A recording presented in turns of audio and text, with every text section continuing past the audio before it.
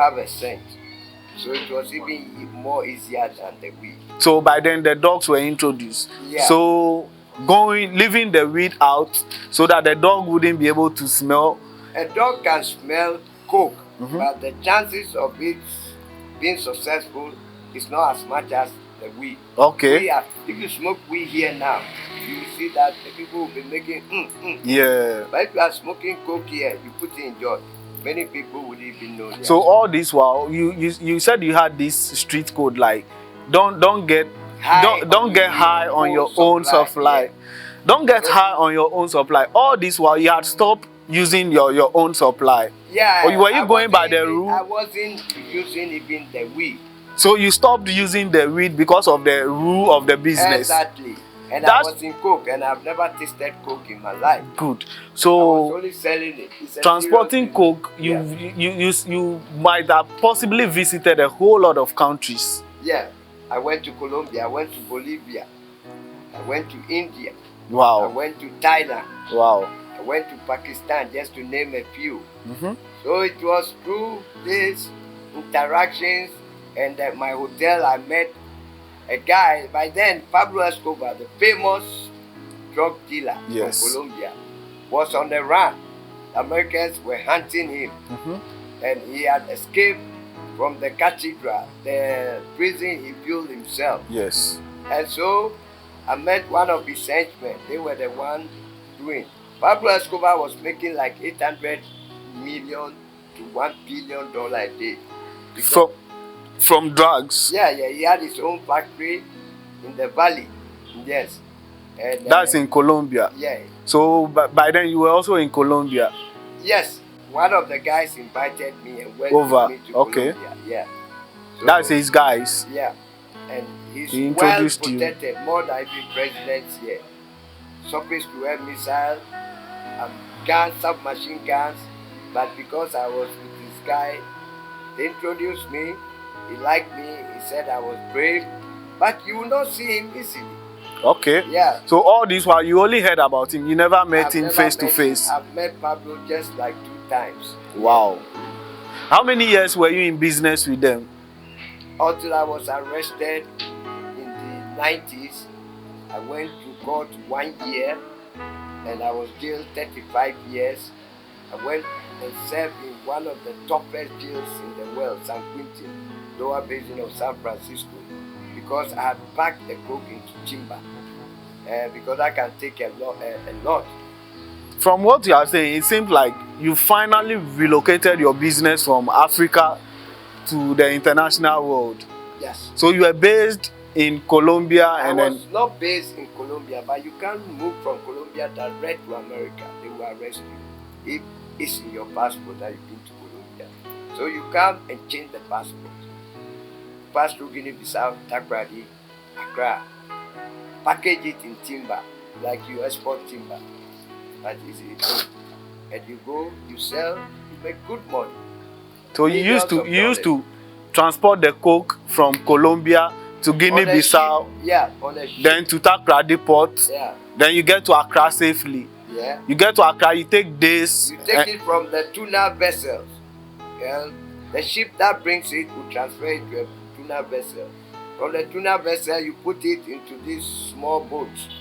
And then from there, you move on to Takrady, and then you repackage them into timber, because timber can take a lot. I was arrested with coke worth $47 million, and my share will have been $17 million. Wow. It was the biggest haul of cocaine to be arrested from Africa in the last 25 years. It was all over the papers. Yeah. I think I came across that news. Yeah. So let's say after you were arrested, what was the life next? Like, at what age were you arrested? I was 32 years. 32 years. And you were jailed, you were convicted for how many years? Well, drug is a felony. It does not have appeal. But we have what they call plea bargain. You try to be cooperative. But what I did was called factual inaccuracies and half-truth. You lead them on and tell them half-truth, and then tell them half-lies. So at the end of the day, I got 35 years imprisonment. Because of the half lies that you were able Yeah, to that's tell. called plea So bargaining. 32 years before prison, did you have family on your own? Yeah, of course I have family. You have My wives? father was alive. You had My a wife? siblings, No, like I mean your own family. no, I've never been No married. wife. No. You didn't get married to the girl that you were in love Never been with? married in my life. What about the girl that you fell in love with, and she being the reason why you joined? Called money enjoyers. Money enjoyers. When you have the money, even football, you watching World Cup alone is not sweet. But you have money, you have a nice girl by your side. I'm talking of a seductive brilliance of a woman, yeah, with the vital statistics of 36, 34, 24, with the shape, beautiful. You know what I mean?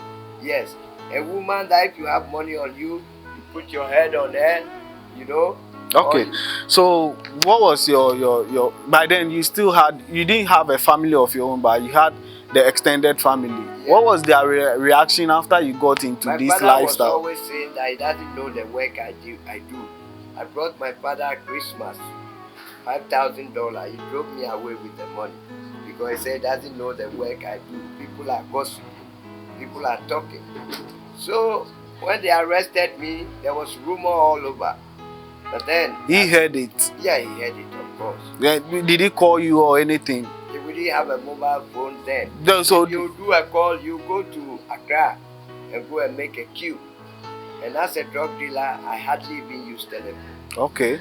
So how was his reaction? Like, did he get in touch with you? Was he worried or anything? He had already left your life for you. With me, I didn't want to put any innocent person in trouble. Yes. The work I do is like a soldier. You go to war, it's two things. Either you kill you or you come out alive. Yeah. So, Amigo, you seem to have gone through life in a very like tough way. Yeah. Dealing with all these stuff. And then the soft side. That was where you were enjoying. Candy wine. Wine is two sweet things. Candy is sweet, that's topping. And the wine. And wine. I don't take alcohol. No beer, no akweteshi. The only alcohol I take is wine or champagne. That's it. And champagne, I take Dom Perignon. The price of Dom Perignon now is £2,000. Wow. Yeah, the most expensive. So, let's say life in jail when you were convicted. You went to jail for how many years? I actually served 9 years, 6 months, but that was due to the prayers I was praying to God. So when you went to jail, did you like kind of had the intention to change from all this drug lifestyle? That's what I told God. Yeah. And my first day in jail was tough because they put me in a cell with a guy who was very rough, bad man from Alcatraz, who has smuggled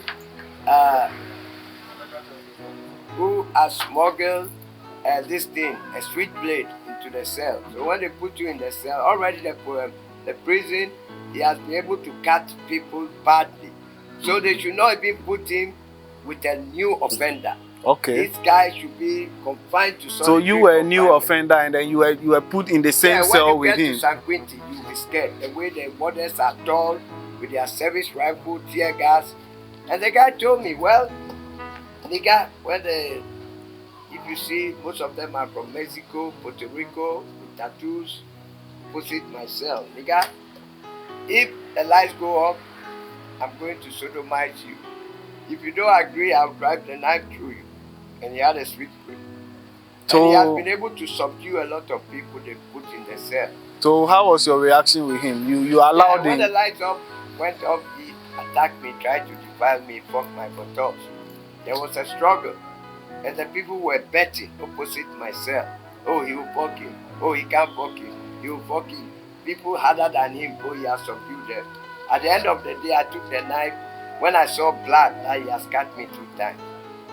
I cut him 17 times. In the morning, I don't call it murder, so I'm not afraid to talk about it. It was self-defense. I cut him 17 times. And that led to his death. That led to his death. Yeah. Okay. So you served 9 years 6 months in jail. After 9 years 6 months in jail, you came back to Ghana.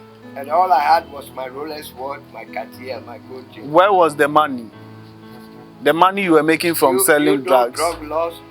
You know the drug laws. No. When they arrest you, whatever that is in your name will be seized.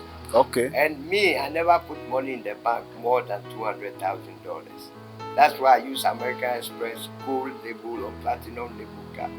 You put it into people's names. They realize you have been arrested. They use the money. They take it. So fine. When you got released from jail, Prison, yeah. you came straight to Ghana. Yeah. So coming to Ghana, how was it? Because people know me as a godfather, I change cars every 3 months. Okay. I came to the filling station here. It was Shell. Anytime they see me, I give them money. Anytime they see me, I give them So money. you were on the high life, like. Yeah, when I came, they didn't know that I've come to sell my gold chain and my Cartier gold and green emerald diamond. That's yeah. Then they came. I told them, oh, I'm in town. Godfather is in. Yeah, I'll see them. I'll give them something. Next time I'll come. I didn't have. So at the end of the day, I was asking myself, hey, what are people know that I'm broke? Okay. So all this while nobody knew, like those people who were asking you for money, they didn't know you went to jail. To prison, but they didn't have the nerve to ask me. Okay. So instead of going to sleep at the usual hotel, Wingway Hotel, President Akufo-Addo, their family hotel is now a bank, SSB. Yeah, yes. That's the building opposite Eddie's Pizza. Yeah, sure. Yeah. So after that, I went to lodge at a hotel at Okoshi. I couldn't come to town because anytime I come, people see me, they expect money. Because anytime I see you, take $100. Anytime I see crowd, take that was when you were into drug business. Before I came out from jail. That now I didn't have the money. I was selling my cheese. Yeah. So you doing this, like coming to Ghana, and then you didn't have the courage to tell people that this is what went on. Did it lead you into any fake lifestyle, and then you think that lifestyle actually is what led you into bad things? To sell the coke and heroin. Boosters. When I say boosters, it was small. Okay. Penino. Where they sell it, I hear now it's 50 Ghana. Okay. You sell it small. But I used to deal in kilos when I was not using. Okay. I was selling this to survive, Then I gave to some white man, and then he came back and said, not only the one who gives me my supplier didn't have. And then he took from a different somebody who gave it to me, not only it was paracetamol he gave to me. And I went and gave the paracetamol to the white guy. Then he came back threatening me. If not because I gave him good stuff before, he would have even shot me. Good. So from there, how did you yourself you stop doing weed because of your business? You didn't do any form of drug. You were only taking red wine and all.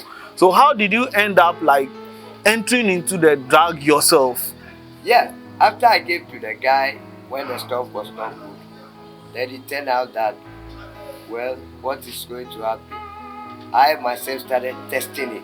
Okay, so when you buy from your supplies, you test it before you sell. Selling it, and this led to my undoing. So now, before I realized I was an addict without knowing it.